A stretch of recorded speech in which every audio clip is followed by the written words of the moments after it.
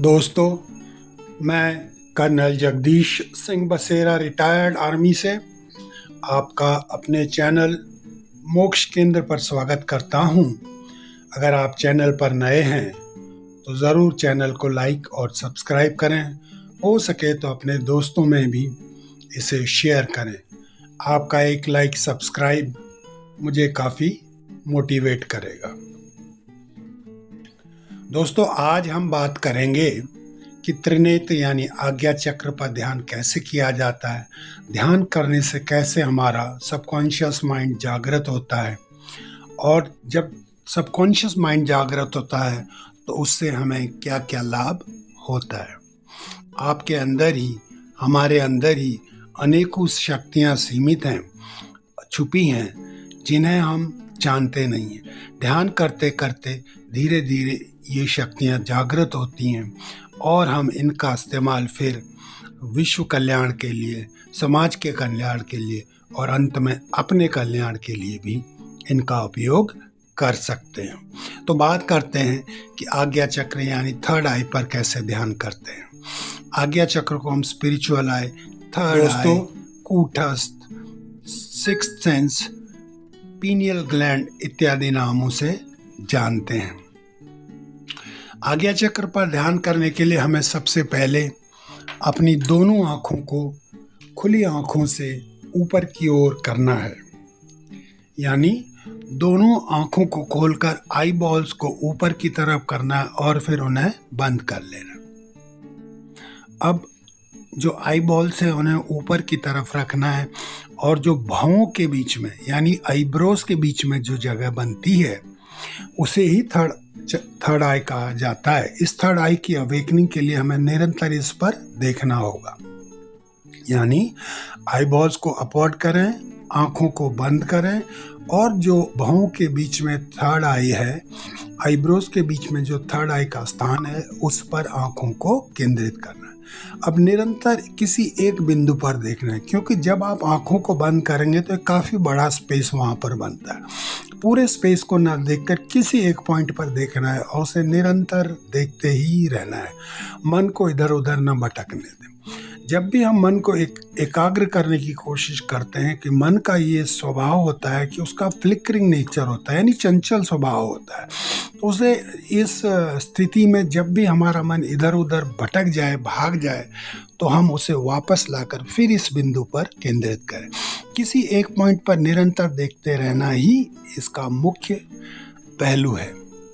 जब हम किसी एक मुख्य बिंदु पर देखते जाते हैं निरंतर, तो साथ ही साथ हमें मन ही मन किसी मंत्र का जाप भी करना है। अगर आप दूसरे धर्मों के हैं तो आप अपने धर्म के अनुसार भी इस आज्ञा चक्र पर ध्यान करते हुए अपने मंत्र का इस्तेमाल कर सकते हैं, जैसे जीसस जीसस, ओम क्राइस्ट क्राइस्ट क्राइस्ट, वाहेगुरु अल्लाह अल्लाह इत्यादि।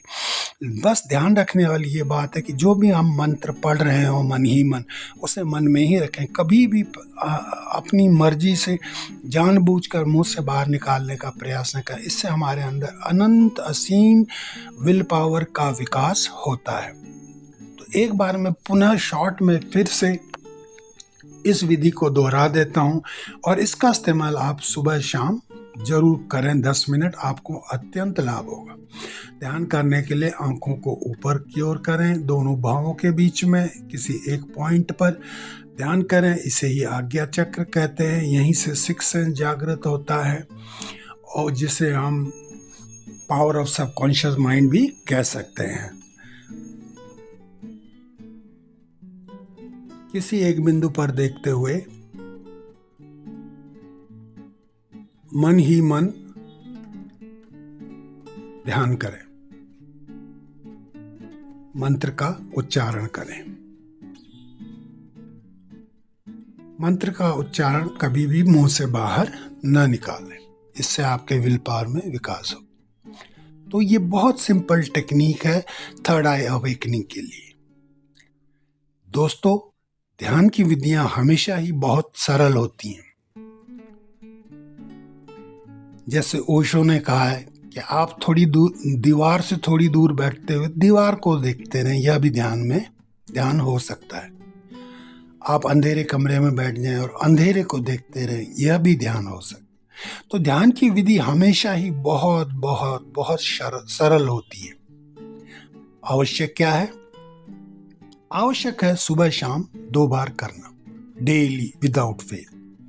अगर आप ऐसा करते हैं तो बहुत जल्द आपका सिक्स सेंस और साथ ही साथ आपका जो माइंड है उसका सबकॉन्शियस पावर डेवलप होगा।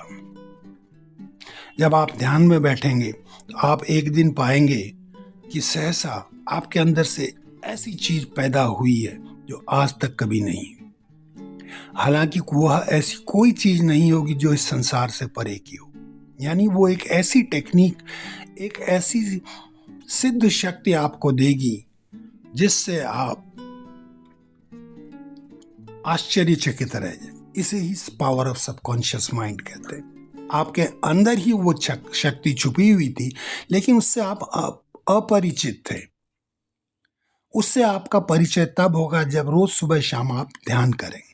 धीरे धीरे 10 दिन, 15 दिन, 1 महीने, 2 महीने, 6 महीने बाद आपको अचानक एक ऐसी टेक्निक मिलेगी जिसे हम सिद्ध शक्ति कहते हैं, सिद्धि कहते हैं।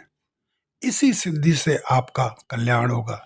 इस सिद्धि का इस्तेमाल करके आप जगत का कल्याण कर सकते हैं। सबकॉन्शियस माइंड यही होता है, वो शक्ति हमेशा हमेशा हमारे अंदर छुपी हुई है और अचानक वो जागृत होगी।